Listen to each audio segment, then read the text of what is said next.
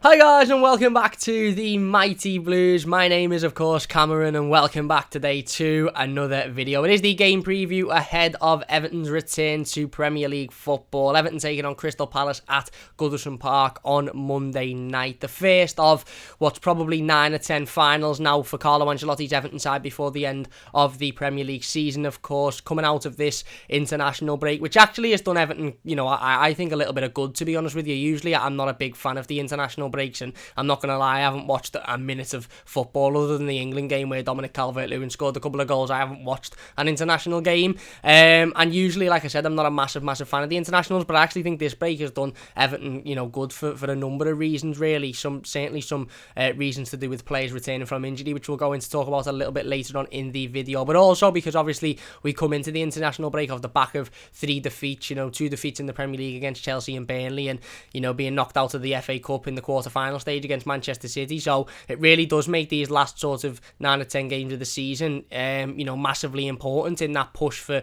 European qualification, because for me it'd be a real shame if we didn't finish in at least the Europa League spot this season. And I know that Champions League isn't, too far out of reach, and I know that that's still mathematically a possibility, but I think when you look at some of the other teams around us, it's going to be extremely difficult to finish in the Champions League places, but a Europa League place is certainly, something that we should be aiming for between now and the end of the season. We're joined by Cal today to go through this one. Like I said, we're going to talk about all of the latest injury news. We're going to talk about the game in all of its detail. But firstly, before we get into it, Cal, how's things, mate? How you doing? And do you agree with me? Do you think this international break has maybe been a little bit of a blessing for Everton in terms of, the fitness of the likes of Gbamin and Rodriguez, obviously Robin Olsen returning to fitness, Jean-Philippe Gbamin, who we'll talk about a little bit later on as well.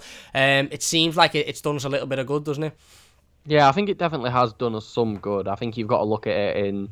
A lot of our players didn't really play much besides Calvert-Lewin. Calvert-Lewin played, one game? Yeah, I think he come on in the other two or something off the bench, but he started one. Came on. I couldn't tell you. I watched the first one and then turned it off when Calvert-Lewin got taken off. But no, I think it's good. I feel like Calvert-Lewin's got the goals, to give him a bit of confidence. It's like I was saying to you.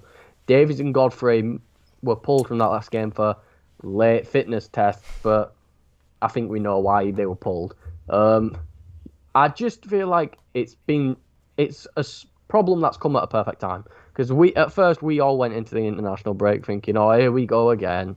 Our players are going to come back fit because we've got a few South Americans and it's just not going to end well. But with none of the South Americans actually going, did Alan even go? No, the South American qualifiers were cancelled because of something happened. So yeah, James, Alan, Richarlison, Mina all stayed. I'll say, Brazil's in tatters, isn't it, because of COVID? Yeah, of course. But yeah, I think it's a good situation for us because all our players are coming back fit.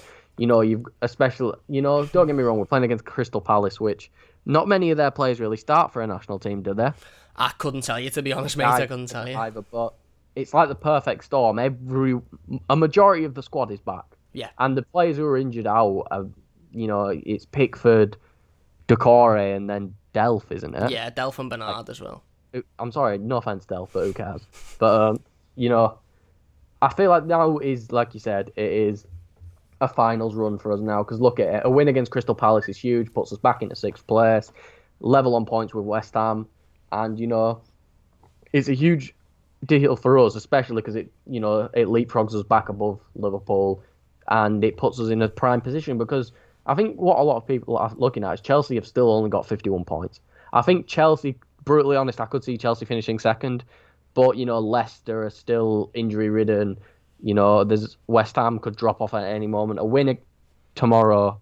What am I on about? A win Monday? Yeah. A win Monday is crucial for us because it puts us right back in that race. A loss, then we're starting to sniff around this territory with Liverpool and with Arsenal, and then we don't want to be around that area. And don't get me wrong, it sounds like a promising prospect finishing between Liverpool and Arsenal, but it's not anymore. Yeah. They're 7th and 9th. We want to be pushing for that top 6 spot and a spot in Europe, which next year then can attract bigger players to the club. Absolutely. I think you're spot on. I think you've hit the nail on the head with everything you've said there, and you mentioned the international break. I mean, usually this international break, specifically the one in March, is absolutely ridiculous because it comes at a crucial time in the season for pretty much every Premier League club, and it's that risk of players going away and playing with their international nations and then picking up injuries at crucial periods. I mean, if Dominic Calvert-Lewin would have picked up an injury in that first England game against San Marino, we'd all be sitting here slating England and saying it's an unnecessary international break, because now arguably our most important player, certainly our most important goal scorer, is now out injured for the rest of the season. Thankfully, that didn't happen, and Carlo Ancelotti had his pre-game press conference today, and he spoke about injury news, and he said that everybody that went away with their international countries returned injury-free. He said Ben Godfrey and Tom Davies had a little issue, but they should be okay for Monday now. He said Tom Davies had trained fine. He didn't mention Dominic Calvert-Lewin. He didn't mention Seamus Coleman, which is positive, because that means that those players, along with Alex Iwobi as well, have come back injury-free. And like you said, I think it has been sort of a little bit of a blessing for Everton, because there was a lot of players there, a lot of first-team players that didn't go away. Obviously, you have Michael Keane, who didn't go away with England for whatever reason. He wasn't included in the squad. Jordan Pickford, who isn't fit for Monday's game, according to Carlo Ancelotti, but again, had an extra couple of weeks rest. You mentioned the South American players there. James Rodriguez now is available for Monday's game. He had a little bit of a rest. Yerry Mina, Alan, Richarlison, and like I said, again, the fact that the South American, I think it was World Cup qualifiers, didn't go ahead was massive for us, because if they would have gone ahead, you could have bet your money, you could have bet your house that James Rodriguez would have played 2 or 3 games for Colombia in the space of a week, and he'd have gone from not being fit enough to start in the Premier League for us to playing a couple of games for Colombia, and then probably coming back and not being fit to go again for the rest of the season, because it's a vital part of our season now. We've got 9 or 10 finals before the end of the Premier League season, and it's absolutely imperative that we finish in and around those European qualification places. And don't get me wrong, look, we finished 12th in the Premier League last season. If we finish 9th or 10th this season, then it is progression by the mere word of progression, because we've progressed from finishing 12th, but it'll still be a massive disappointment, considering we were sitting here in the first week of March talking about a potential fight for the Champions League. We were sitting here saying if we beat Chelsea, we take that leapfrog into those Champions League places, and then we've got Burnley at home, and then we've got Palace and Brighton after the international break, and we've got a couple of nice games that we can pick up points before we play the 2 North London clubs in a couple of weeks' time. Obviously, didn't work like that. We lost to Chelsea, we lost to Burnley, and then being knocked out of the FA Cup just sort of put even more sort of incest, if you like, on the next few Premier League games, because we're not in another competition now. The FA Cup's gone, the Carabao Cup's gone, so it's vital that we really start to get our head down and pick up points. And Carlo said today that he believes if we get our head down and we work and we believe and we battle, then we can reach that goal of finishing in a European place. But we've got a couple of really difficult games coming up, a couple of really difficult home games as well. Palace on Monday, Spurs, we've got Villa in a couple of weeks, we have Wolves as well towards the back end of the season, and these are the types of games that you need to be picking up points in. I mean, we haven't been great at Goodison Park at all this season, Cal, and the home form has been a real sort of worry. In fact, it's the thing that's ultimately has kept us from really being in and around those Champions League places consistently. I mean, you look at some of the games in which we've lost this season, you're thinking, Fulham at home, Burnley at home, Newcastle home and away, Leeds at home. We've lost some absolutely ridiculous games that we shouldn't have lost at Goodison Park, and it is disappointing because the away form has been so good. We've been very solid away from home, and we've picked up some fantastic, wins away. So this game against Palace is massive for that reason as well, isn't it? Because, again, like I said, our home form hasn't been great whatsoever, so we need to be able to step into this game and go out and get the 3 points ultimately. Yeah, I think this needs to be a statement game against Palace. Don't get me wrong, I rate Palace as a side, but I do think we need to come at them and we need to, assert our dominance. Don't get me wrong, Palace have some really good players, Eze, Zaha, Batshuayi. It's not like they haven't got a good side, but they've got a side where much better than. Palace's best attributes really are the forwards. Defenders, they're all right. There's no one that should be blowing our attack out of the water. I feel like it's a game where we have to come in and say, right, we've had a bit of a disappointing run, realistically. Games we should have won, we've lost. The home form is appalling, and we need to come in and say, right, we are a European contender.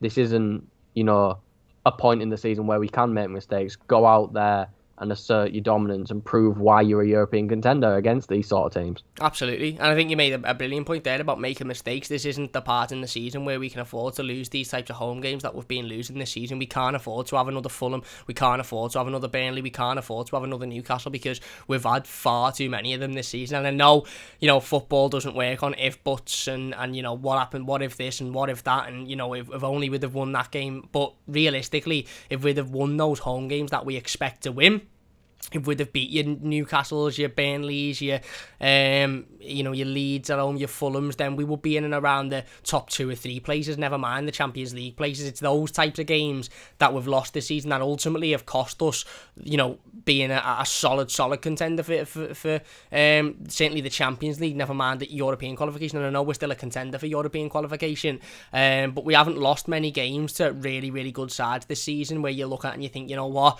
it's probably too big of a deal. I mean, obviously, the Manchester City game, the Man United game, and possibly the Chelsea game. Every other game we've lost, you've sort of scratched your head and thinking we should have done better there. We could have done better. We should have beaten that side. So it is. We don't want to be sitting here on Monday night or Tuesday morning talking about a game against Crystal Palace where we've done what we did, against Fulham, where we've done what we did against Burnley. You're absolutely right. This needs to be a statement. Now we need to go out and these players need to show that they really want this fight for Europe. I don't want to see a lackadaisical performance on Monday. I don't want to see us waltzing around thinking, yeah, we'll beat these, so we don't really need to tie. I want to see it 110%. I want to see a performance as if we were playing at Chelsea, as if we were playing at Liverpool, as if we were playing at Tottenham. And by that, I don't mean I want to see us sitting back and, allowing Palace all of the ball, because this will probably be another one of those games in which we've struggled in this season, and where Palace say to us, yeah, you have the ball, you come at us, and they'll play the counter-attacking style. So Carlo Ancelotti in these last 9 or 10 games of the season really, really needs to focus on honing in on the form at the start of the season, where we were turning up and we were beating teams and we were taking chances and we were creating a lot and we were comfortable. And I think having the likes of Gbamin and Rodriguez back in the squad will help that massively. Obviously having Alan, having an extra couple of weeks off and his fitness getting a lot better. Dominic Calvert-Lewin coming back, Richarlison having a couple of weeks off as well. I think we're looking in a really, really good situation before the end of the season. Obviously, it'd be ideal if we had Abdoulaye Doucouré in there. It'd be ideal if we had Jordan Pickford in there, but ultimately, I think we sort of knew even in the international break, I think we sort of knew that those two players wouldn't be available. Robin Olsen back. You mentioned Crystal Palace. We will go into Everton's injury news in a moment, but you mentioned Crystal Palace. They have got some good attacking players. I know Wilfried Zaha's been injured for quite a long time, and they've suffered without him, but they've got the likes of Eze, who's come in and been absolutely fantastic this season. Really, really like the look of him. And they've got Jean-Philippe Mateta, who coincidentally is on loan from Mainz. Obviously, we've got Jean-Philippe Gbamin, who come in from Mainz, but Jean-Philippe Mateta was a striker that they were after. They needed a striker, they needed the goal scorer, and they brought him in. And I remember his first goal for Palace, it was a little back heel from a cross into the box. It was a fantastic little finish, and he looks like a player who can, he can score goals, he can be a threat. And ultimately, we have to be aware of Crystal Palace's threats going forward, don't we? Because they've got a couple of really, really good attacking players. Don't get me wrong, I think this is a game we should be winning, and I think if we want to be seen as a team that, Everton are a real contender for Europe, we have to be beating teams like Crystal Palace, and that's no disrespect to them, but they've still got quality on the attack if we're not careful. Yeah, 100%. Listen, no one's saying Crystal Palace are a bad side, but they're a side that for the past few years now it's been known as the Wilfried Zaha show. He's carried them through games, and now maybe they're wiping that off and proving they can still be a mid-table side without Zaha, but at the same time they're still having to pin their hopes on a few players, and if we can neutralise those players effectively, then there's no reason we shouldn't be winning. Mateta shouldn't really be able to get in behind Ben Godfrey, because it's just, even physically, they match up well. Yeah. So, it's a situation where we need to go into this game realising that Palace are still tough opposition and that they could cause us problems. But then there's the balance of we're better, we know we can cause them more problems than they can cause us. So let's cause those problems instead of one problem I see with us, and one problem that I think, that I hope goes away, is that we will get to a certain part of the pitch and then just melt. And it's like we'll melt, and so the instinct is just Digne cross, James cross, and something like that. I don't want that.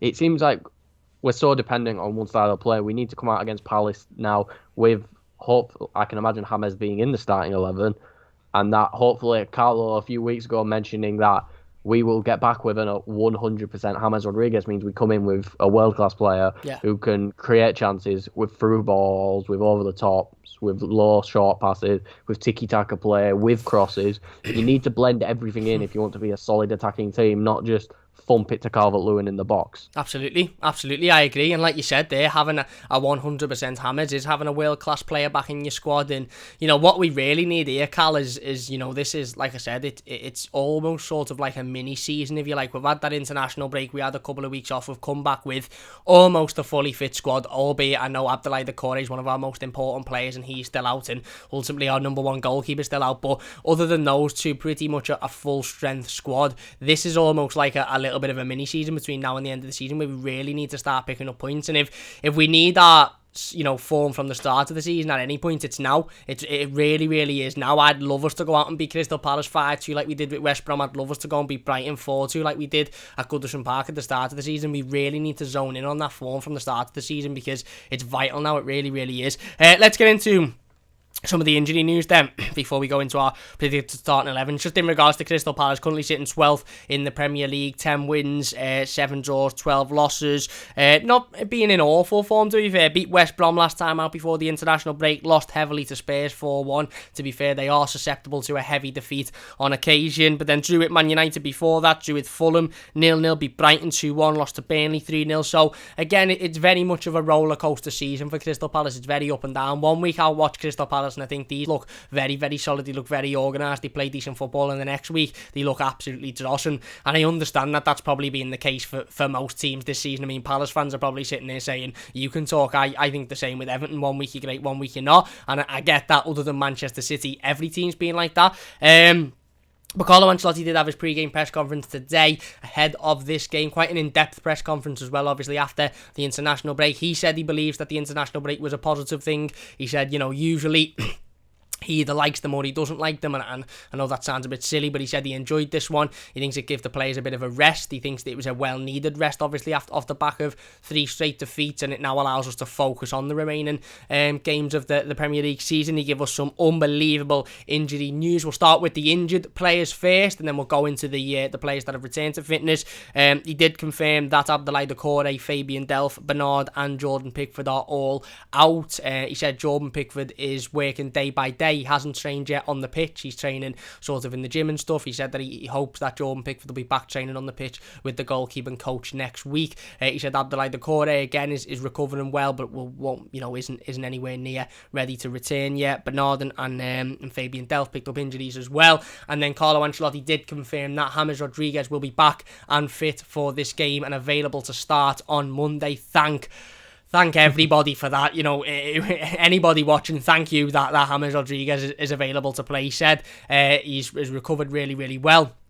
He's ready to play, he's motivated, he wants to have an impact on this last sort of period in the season, and he wants to be, a key player in our fight for Europe. Carlo also confirmed that Tom Davies and Ben Godfrey, despite missing England under-21's last game in the under-21 Euros against Croatia through late fitness tests, they come back. He said they had a slight issue. He said they both had slight issues, but they should be fit for Monday. They've worked on them and everything seems to be okay. He said Tom Davies has worked. Today in training and looks good. And then I suppose the biggest bit of news, Robin Olsen as well. Carlo confirmed Robin Olsen's fit and available and ready to play on Monday. And then Carlo Ancelotti did confirm that Jean-Philippe Gbamin is back. He is available. He did say whether he'll play or not is a different question, but he is available to play and he's available to be in the squad. We'll just touch on Jean-Philippe Gbamin then, because I feel like it'd be a little bit silly to not talk about him. This is a lad who's been out, for 2 years, 1.5 years. Last game he played for Everton was against Crystal Palace, by the way. I don't expect to see him on Monday, to be fair. Sorry to pee on anybody's chips, but I don't expect to see him. I certainly don't expect to see him start on Monday night. There's a difference between being fit and being available to play in that level of fitness and having match fitness, and ultimately Jean-Philippe Gbamin hasn't got any match fitness whatsoever. I think he would probably benefit from a couple of 11-on-11 games at Finch Farm and maybe a couple of substitute appearances. And don't get me wrong, look, if we're beating Crystal Palace Palace 4-5-0 with 10 minutes to go on Monday, then maybe you might see Jean-Philippe Gbamin come on. But I think there's a potential he could be on the bench just for that little bit of confidence boost for himself. But I don't think we'll see him start and probably won't see him getting involved. But regardless of that, really, that doesn't matter whether he'll be involved on Monday. It doesn't even matter whether he'll be in the matchday squad. How good is it to hear that he's available and he's fit and he's ready to start again? I mean, it's amazing for him himself. He must have had a absolutely horrible last year or so, fighting those injuries and fighting those pushbacks and wanting to get to that position where he's ready to get back involved with the first team again. And it's just amazing to hear the news that he is available, isn't it? Yeah, he's a fantastic player. He's someone we didn't see a lot, but to be completely honest, when he did play for Everton, even if it was one appearance, he impressed me. He came in and did really well. But, one thing you've got to look at is it's his seasons with Mainz, a real defensive powerhouse, someone who, realistically looking at it, could fill the hole that Decore may have when he's injured in the future. Because this may be a situation where we bring Gbamin off the bench for 10 minutes, 5 minutes at the end of each game to try and build up that fitness to the point where we see maybe in the last 2 or 3 games, if Decore is not back, you can see Gbamin start, maybe play 60 minutes or something. It's a positive sign, and it's something that, I think it makes us all quite happy to see him back because, when we signed him, we were like, this is who we thought originally was going to be what Alan is now or what Decore is now. Yeah. But he hasn't been able to play. He's an impressive player, and I do expect him to come in and impress when he gets the chance. And it's really exciting to see. I'm glad to see him back, and hopefully, fingers crossed and touch wood, that he's now a permanent fixture of the squad. Yeah, absolutely, mate. Absolutely, I agree completely. I mean, I think his personal trainer or his one of his fitness members of his fitness team spoke about him today and said he's an absolute monster. He said you usually don't see footballers with that level of physicality and that level of ability. You see athletes with that level of ability, but footballers usually don't have. He said, I think his personal trainer said he's an absolute monster. Mentality-wise, he's a monster, and he completely expects him to go on and have a fantastic career now after he's gotten over these injuries. And it's unbelievable to hear. It's unbelievable to see him in training, and it's unbelievable to hear Carlo Ancelotti say, yeah, look, whether he's involved on Monday night is almost not really the most important thing. The most important thing is that he's fit and he's available to be involved if need be. And like I said, I don't expect him to start whatsoever, and I don't want him to start, to be honest. I don't, because he's just coming back off an injury that's kept him out, or multiple injuries that have kept him out for over a year and a half. So I don't want him to just get rushed straight back in and start, because then if he picks up another injury, it's just gonna he's not necessary to start. I'd love him to be in the matchday squad, even if there's no view of him coming on. I'd just love him to get that experience again of being in and around the matchday squad and being on the bench. And then, like you said, hopefully we see him before the end of the season, because I think he could have a massive role. Certainly if Abdoulaye Doucouré is going to be out for another few weeks or so. So yeah, fantastic news. Obviously, brilliant to hear about James Rodriguez as well, mate. I mean, this is a lad who comes in and like you mentioned, 100% James Rodriguez, even a 70% James Rodriguez is world class, but 100% James Rodriguez is an absolute necessity in this squad, mate. We haven't got anywhere near as much creativity when he's not there as what we have when he is there. His ability on the ball is unbelievable, and I think this game against Palace on Monday night, James Rodriguez's creativity could be the difference maker between us winning the game and not winning the game. Yeah, 100%, and I feel like that creativity is going to be there because, we've said it a million times before, it always is there. Yeah.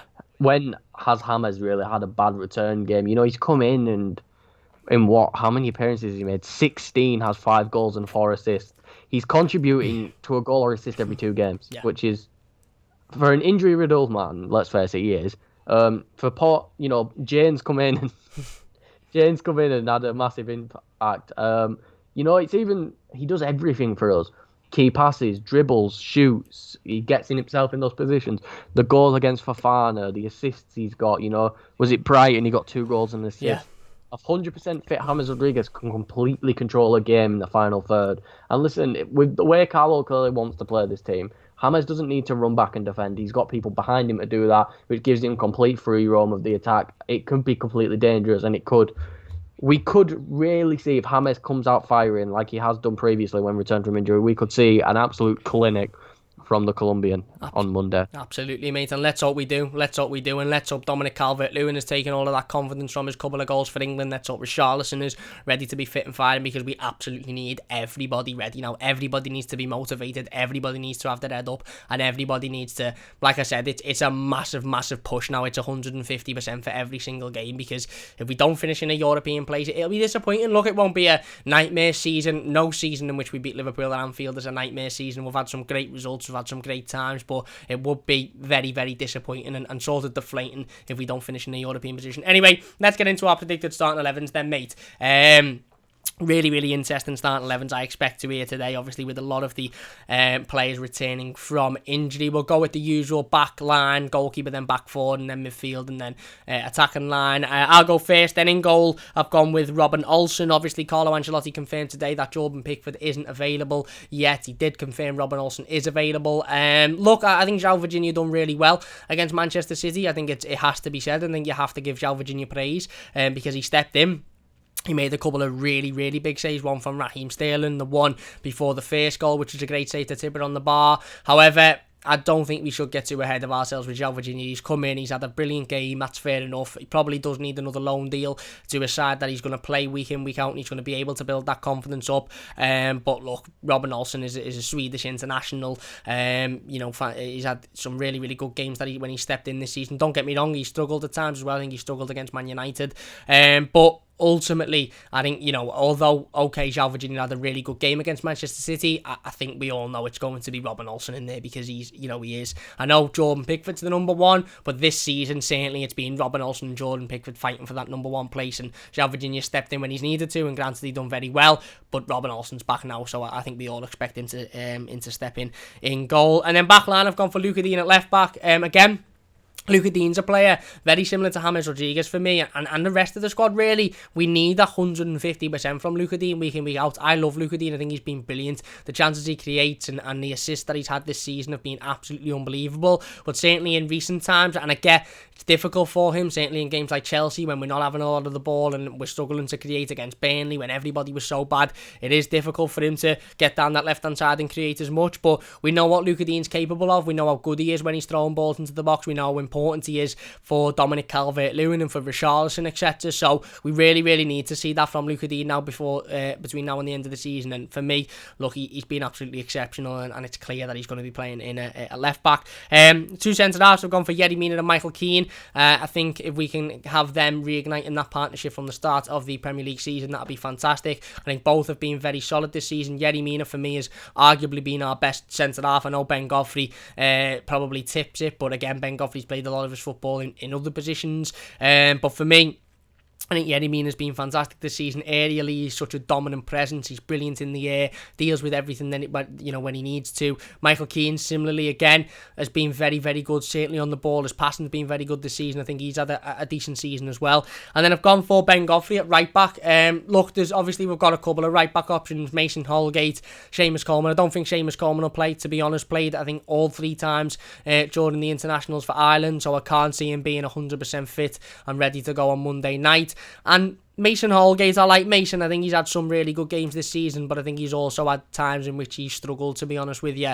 And I think especially with the pace and the ability that Crystal Palace have down those wings, I just don't want Mason to be exposed. And ultimately, look, Ben Godfrey has to be in this team. He's not going to be in at left back because Luca Dean's going to be there.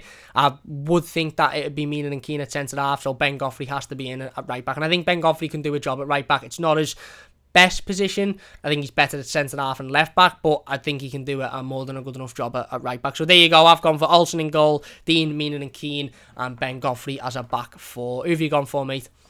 Well, kill the excitement. I've gone for the exact same thing. It's simple. It's the best defence we can put out right now. And listen, Seamus is still a good enough right back and a competent enough right back to play these games for us. But like you said, 3 games for Ireland. He's coming off that loss against Luxembourg, and it's quite. I don't think he's ready, and he's strong mentally. We know he is, but I think part of that might still be taking a toll on him. So I think it's just best to go with this. Mina and Keane, we looked like a defensive stalwart. When we had them, we weren't conceding many. We'd concede 1 at a maximum to teams, and I think only team while using them we conceded more than 1 to was United. Yeah. and we only conceded the second because we pushed forward trying to get that goal. You know, Mina's improved massively. You know, I think Mina's been one of the biggest success stories from Carlo Ancelotti joining the club. And Godfrey, he can play anywhere in the defence. I feel like left, right back, I don't really think it matters, to be completely honest. I think he can play anywhere, and I do really think him being in that back line sort of means that I've lost my words. Means that we hit it much better. Yeah, to put it simply. Yeah, it means we're much better. But yeah, that's really all I have to say. I've gone for the exact same back line as you because, to put it simply, I think it's the best that we have. Yeah, absolutely. I agree. Completely, I agree. And like you said, you know, obviously, Seamus Coleman, I think, will have an involvement in it before the end of the season, as will Mason Holgate again. But I think at the moment, we really need to focus on getting our heads down. And like I said, you know, this has got to be a much win. Into the midfield then, I've gone with a 3, sort of a double pivot in defensive midfield. And then I've gone with a number 10. No prizes to guess who that's going to be. I've gone with Alan and Tom Davis in that sort of double pivot, if you like. Alan again, I think, look, he come back from injury. I think he played well, but you could see he was still a little bit off the pace. I think in terms of energy wise, I think he could have done with a rest, and this, you know, couple of weeks rest during the international break would have done him the world of good. Obviously Tom Davis in next to him if he's fit, which assuming that he will be. Obviously saying today Carlo Ancelotti had said, and he should have gotten over that issue that he had with England's under 21s. I think he's been brilliant recently, absolutely fantastic. I think Tom has barely put a foot wrong in the last few weeks or so. I know he was at fault for I think the first goal against Burnley, but then again he lost the ball in the midfield and it just absolutely walked through the rest of the defence. So yeah, look, again, like I said, I think Tom has been very, very good this season. Other options, you've got Andre Gomez in there, who, again, I'm not particularly too keen on, certainly not in a defensive role. Obviously, Gylfi Sigurdsson, again, very similarly. I don't think we can afford to have Gylfi and James in the same team. And then, you know, we know, obviously, Abdoulaye Doucouré's injured. We know Fabian Delph's injured. Jean-Philippe Gbamin, like we mentioned, he's not going to start. Let's be honest, he's not going to start whether we want him to or not. And I don't want him to, because I don't want him to throw him in too early on. So I've gone with Alan and Tom Davis in that middle, and then I've gone with James Rodriguez in the number 10 role. I think, again, his creativity could be absolutely vital. Now, don't get me wrong, I wouldn't be surprised to see James on the right-hand side. I really wouldn't, because that's where he's played a lot of his football this season. But I'd just like to see him in that sort of number 10 role. I'd like to see him, you know, again, being able to pick the ball up and create, whether it be pinging it to Luka Dean, whether it be pinging it to Richarlison, getting it into Dominic Calvert-Lewin. I just think he's an absolute necessity in this team, whether he's at right mid, whether he's at centre attack or midfield, whether he's in goal, whether he's at left back. He's just a necessity in this team. So I've gone with Alan Davis and James Rodriguez, mate. Who have you gone for? Well, I've gone for quite a simple midfield. You know, I've just gone for the 3 that I usually go for. I've gone for Tom Davies, Alan, and Andre Gomez, just because I feel like in the situation we're currently in, maybe he will give someone like Onyango a chance because, you know, he doesn't really see them as much of a challenge as someone else. Yeah. I don't know, but I feel like it's much more likely to be these 3 because it's simply they're the 3 best players we have now. Gomez on his day can have a fantastic game after fantastic game, and he has proven it time and time again for us this season. But I feel like against a team like Palace, he's one of the better players to have in the squad because he can control the game in midfield when he's having a good day. You know, and then Alan and Davies are just guaranteed in the squad at this point. Alan is the pitbull in midfield, we say it every time. And Tom Davies has been, in my opinion, the biggest success story of Carlo Ancelotti's time as the Everton boss, and has come along leaps and bounds as a player. You know, it's unreal to think that last year and Tom Davies and this year Tom Davies is the same player. Yeah. But I feel like that midfield just has to be the one we go with. Absolutely. I think you've nailed it on the head there with Tom Davis, by the way, mate. I think it's a brilliant point. It's he's become he's almost matured an awful lot as well. And look, Tom was a player who I've always sort of liked, but there has been questions as to whether or not he's good enough. And Tom Davis in recent form, I don't think there's many questions as to whether or not he's good enough, to be fair. He's been absolutely brilliant. So there you go. You're going for Alan Davis and Gomez as a sort of front 3. I'm gonna go with. Well, we'll get into the forward line in a second. Before we do that, don't forget to check out the Football News 365. I'm absolutely fantastic. I'll keep you up to date with all your latest Everton news, scores, predictions, all of that good stuff. League, all your latest news. You can check it out via the link in the description. Only takes a second to download, free on iTunes and iTunes, free on Apple and Android. First link, it helps us out on the channel as well. So don't forget to check out the app down below. Right, then we'll get into the forward line then. So Carla's gone for Alan Davis and Gomez in the midfield. I've gone for Alan Davis and then James in a sort of a 10. From three, of course, Richarlison and Dominic Calvert-Lewin. Nothing much needs to be said about those. Richarlison, of course, come into a really good bit of form recently. Obviously, you know, nobody was great against Chelsea or Burnley, to be fair, and Richarlison's included in that. But again, you know, his work rate is absolutely exceptional. We know how hard he works, we know how much he cares and wants to play for this team. Also had a couple of weeks off during the international break as well, so he is in there. Dominic Calvert-Lewin scored a couple of goals for England as well, first competitive goals for England against San Marino in the World Cup qualifier, so hopefully that'll give him a massive confidence boost coming into the last sort of 10 games of the season. Massively important period for Dominic Calvert-Lewin as well. He needs to be that player who we're calling upon sort of week in, week out. He needs to be that goal scorer of goals, certainly in games where we mightn't play too great or we mightn't, you know, score 4 or 5. He needs to be the player that's winning those games for us. And then I've actually gone with Alex Iwobi. I know it's not his preferred position, and I get that, and I get he probably won't be happy, and I wouldn't be surprised if James plays on the right and Iwobi played in the midfield or vice versa. But in terms of another member of the front three, there's not really anybody else to go with. Carlo confirmed today that Bernard is out injured. He isn't available for this game. And, you know, you're sort of looking, scratching your head, thinking who else can come in, really. You know, obviously, you know, there's a couple of young players that could come in and be involved, but I highly doubt they'd be involved. You've got Josh King, who could potentially be involved, but again, I'm not too sure Carlo Ancelotti fancies Josh King, to be honest. I'd like to see Josh King start from the off, and if I was doing a preferred 11, I'd have Josh King in there, but I see him playing Iwobi over him, to be honest. So, here's my front three that I've gone for: Richarlison, Dominic Calvert-Lewin, and Alex Iwobi. Who have you gone for, mate? Well, mine is like, you know, I like to do the 10 and then the 2 strikers because I just feel like Richarlison suits that role better. I feel like my problem with the wingers is, just to go on to that before, you know, it's something that's been in the news recently, so Everton fans will be... Well, I don't know because it came out on April Fool's, so at this point I don't even know if it's real. But it's the Thierry Small stuff. Yeah. You know, it's arguably a player who looks like he could be one of the best players this club has produced since Wayne Rooney. He does. Yeah. He looks ridiculous. And I just feel like he needs to be on the bench at least now. I feel like Carlo Ancelotti needs to look at it and go, right, because I understand he's 16 and that he shouldn't be making ridiculous demands. But what I think personally is that he's not making demands to be starting every game. Yeah. You know, he wants to be on the bench, realistically. And right now, when we have no wingers, Bernard's injured, his point's completely valid in my opinion. Who else do we have? Yeah. Look at it. I mean, look at our biggest success story. The thing that saved us from financial ruin was picking a 16-year-old Wayne Rooney out of the academy, which then proceeded to make us £30 million and save us. Yeah. And then the money helped us finish 4th the next season. You know, it's something this club has done for years, and I don't want this club to now veer away from that because we could possibly become a European team. I still hope we use these academy graduates, even as squad players. Thierry Small, if Ancelotti goes to him, right, here's a new contract, you'll be on the bench most games. If we've got a full strength team, you might not make it. I can't imagine that'd get to him too much. And I don't know why he mentioned Arsenal and Man United, because he's got no chance. Yeah. But I feel like that's one thing we need to do to make sure he's at this club in the future. And if he speaks with Carlo about the project, and if Carlo says, well, I can put you on the bench for most games, doesn't guarantee you'll play, but I can guarantee you a few minutes until the end of the season, that probably will convince a 16-year-old. Yeah.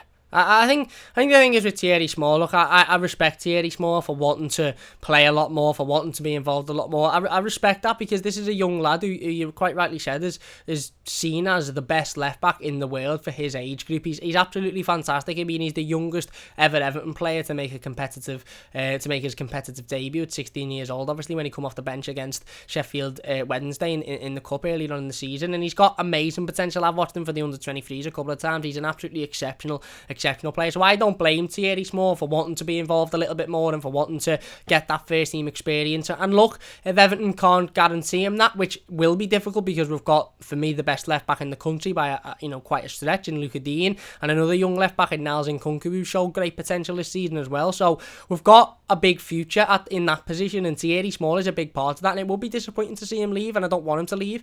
I want him to sign a new contract. I think the latest from the Echo today is that talks are progressing between Everton and Small despite rumours for a new contract, and he's not actually able to sign a professional deal until he's 17 because of the European rules and regulations or whatever. So hopefully they were just rumours, and hopefully they weren't anything too serious, and he does just sort of get his head down and sign a new contract. But again, we've had a lot of young players on the bench in recent weeks, certainly before the international break, the likes of Nathan Broadhead, the likes of Tyler Onyango, the likes of Niles Nkunku. So it wouldn't surprise me if we seen Thierry Small on the bench. It wouldn't surprise me if we seen Thierry Small getting involved an awful lot more, to be honest with you. But again, look, he's a young lad. He's got a massive future ahead of him. He's got a lot of potential. And, let's be honest, if you're a young 16-year-old lad with the world at your feet, who do you want to be working under? You want to be working under Carlo Ancelotti, one of the best managers to ever sort of grace the game. So, I'm sure Thierry Small will sign the new contract, and I think maybe it was just a little bit of paper talk, maybe by his agent to sort of stir up the interest and sort of stir up the process with Everton Football Club. But I agree with him. He needs a loan. He needs to go out. He needs to play first-team football constantly. Playing in the under-23s now is not doing him any good whatsoever. If he signs on the dotted line, Everton need to be looking for a decent Championship loan or maybe League One loan where he's going to play week in, week out. So yeah, no, I completely agree with you, mate, on that one. Who are you going with for your number 10 and your front two? Then I think I can guess, to be honest with you, but go on. I mean, it might be a curveball, but it's James Rodriguez, Richarlison, and Calvert-Lewin. I could have guessed. They're the three best players at the club. It's the easiest part to pick of the team. James is, to put it simply, the only world-class player this club has had since I was born. It's simple. Romelu Lukaku, maybe you can make the case, but I don't think he was world-class at that point. I think he's evolved into that world-class player after leaving Everton, and mainly in the Milan. Personally, that's my opinion. Others might disagree with me, who's watched more than I have, but he's the only player who's given me the idea of, wow, he could start for basically any team in this league if you wanted to. And then the front two, Calvert-Lewin, like we said. We say it every time. What an evolution, what a player. He's getting so much better, and I feel like he's going to have more motivation in this game because if I am correct, if he scores against Crystal Palace, that will be goal number 20 for Everton this season. Yeah, absolutely. So I think he's going to be coming in extra motivated this game, and it'd be nice to see him get back on with a brace or maybe even a hat-trick, but one goal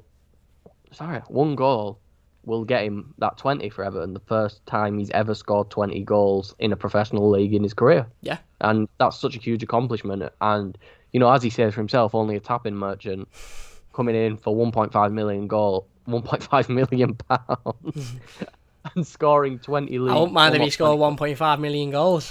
If he scored 1.5 million goals, would win every trophy possible. Take Everton to the World Cup. But yeah, it's he's a fantastic player, and for £1.5 million, you can't go wrong there. Absolutely. And Richarlison is, I think I checked something. Richarlison's like the 12th most valuable player in the world, or something like that. Wouldn't surprise me, mate. It wouldn't surprise me. Something stupid like that, valued at like 80 to 90 million pounds, and that sums up his quality. Listen, he hasn't had a season to his standards, and us saying he hasn't had a season to his standards says something. Yeah. But I feel like his game's evolved so much more as well. It isn't just about goals and assists now. It's about dropping back and picking the ball up, carrying the ball up the field. Being a progressive player is what he's evolved into. Yeah. And that's been a hard evolution for him. And I think he needs to blend those two together. And playing as a striker has done that for him.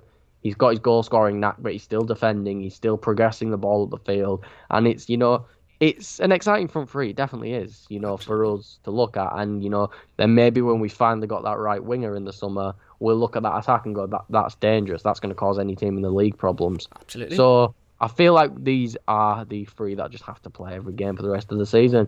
He might experiment with a 4-3-3 and Hammers in the 10 and might give Small a chance on the left to appease him, or something like that. But I feel like that's the front three, and it's the one that's going to guarantee us results, to put it simply. Absolutely. Spot on, spot on. So there you go. There are predicted starting 11s. Very, very similar there with myself and Carl's. Carl goes with Gomez instead of Iwobi, and the sort of front two. I'd like to see Carl's, to be honest. I'd like to see Richarlison and Dominic Calvert-Lewin as a striking partnership. We've seen it a couple of times this season. It's been successful as well. James in the 10, which we've both agreed on as well. So there you go. Let us know your thoughts on our predicted starting 11s. Give us your predicted starting 11s in the comments. Just to round up then and to summarise, mate, listen, it will be a difficult game. Crystal Palace are a team that at times have shown their quality this season, have shown that they've got good attacking threats and you know, the potential to turn up and win difficult games when they need to. But ultimately, if we want to be seen as a team challenging for Europe, if we want to be ultimately playing in the Europa League at the very least next season, these are the types of games at Goodison Park that we have to be winning. And ultimately,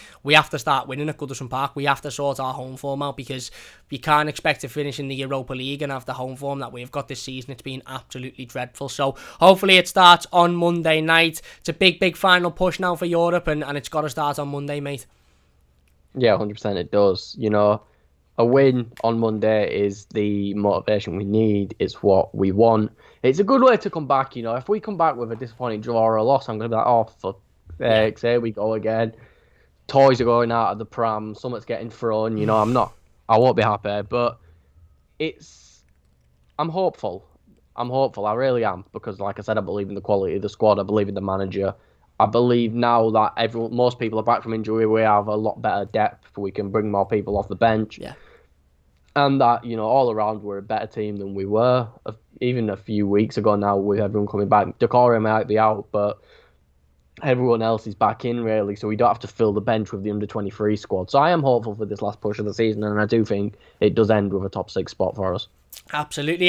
Well, let's hope so. Anyway, that's going to be doing it for the video then. Big thanks to Cal for joining us. Don't forget to check out Cal's Twitter in the description down below. Check out Cal's new podcast as well. We'll leave that in the description down below. Going to be going on it myself and talking a little bit about Everton very soon. So check that out in the description. Check out Cal's Twitter as well. Go and follow him over there. If you have enjoyed this video, please do hit that like button. It does only take a second. If you're new to the channel, don't forget to subscribe as well. Like I said, don't forget to check out the Football News 365 app in the description as well. Keeps you up to date with all your latest Everton news and scores and all that good stuff. We'll be back, of course, with the instant match reaction and the player ratings on Monday night. We might have a little bit of content in between then as well. We'll have to wait and see. But a big thanks for watching. Please do hit that like button if you have enjoyed. Subscribe to the channel if you are new as well. And we'll see you soon on the Mighty Blues. Thanks for watching. We'll see you soon.